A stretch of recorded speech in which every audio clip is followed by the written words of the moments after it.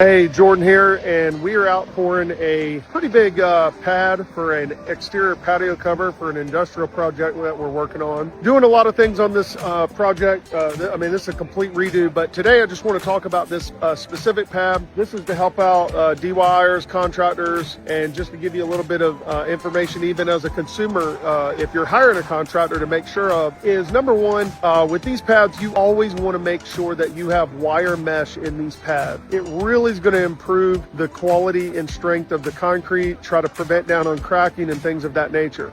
With this pad here though, what I wanted to specifically mention was we had a couple different pads that were out here that were mixed in here from the previous use. And because this is not going to be a traffic area where they're driving over, we can do what's called an overpour. However, you had different pads at different heights. And then over here, we had almost, I think it was about 10 inches thick of concrete, but it's only in this one little square. So what you wanted to do is anything that is 6 inches or more, you need to upgrade to rebar. You can't do just wire mesh. You've got to have rebar. Then the other thing that we did is, and I don't see a lot of people doing this, so I'm not trying to throw other contractors under the bus, but I just don't see a lot of this, is that all along this building here, we had rebar dowels 3 to 4 inches sticking into the concrete and then sticking out about 3 to 4 inches. So against this patio, all against this wall, and then even the pre-existing pads, we had little stubs sticking up. That's going to hold that concrete from shifting, moving, releasing, etc. Then having the wire mesh, then having your area that's more than 6 inches and putting the rebar grit. All those things are going to make a much better quality product for just a little bit of money. I bet we spent, I'm going to say $500 or $600 in this whole big pad, and I would say for an average patio, it's only like $200 or $300. It's not a big deal for the overall scheme of things. The next thing we did is we also upgraded from 3,000 PSI, which is your baseline that normally comes out of a truck or how it's mixed into the plant. We went up to 3,500 PSI. That's only a few dollars per yard more. Okay. It doesn't take any extra labor, no extra prep, no extra finishing. It's just a better quality product. And we highly suggest that with every pour you're doing. Go up to 35 or even 4,000. The other thing is we put fiber in this truck. So if I'll walk over here and let's see if we can get a little bit of concrete in our hand so you can physically see it. As it's going in, once it's finished, you don't see it. Sometimes little hairs can bleed through, okay?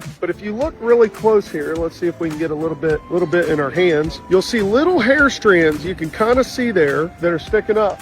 Okay. And what those do is it provides, again, another layer of a better product to put out. And again, no extra labor, no extra prep work, no extra finishing. We don't have to do anything additional. It all gets mixed in at the plant. I want to say we spend $7, $8 a yard more. Not a big deal in the scheme of things for a much better quality product. So the pour you see behind me, which is the pour we do with everything, it's 3,500 PSI with fiber, with wire mesh, and then rebar dowels, and then rebar grids when needed. We do the same thing for patios, sidewalks, driveways, you name it. You're going to spend a little bit more money up front, a lot of extra benefit.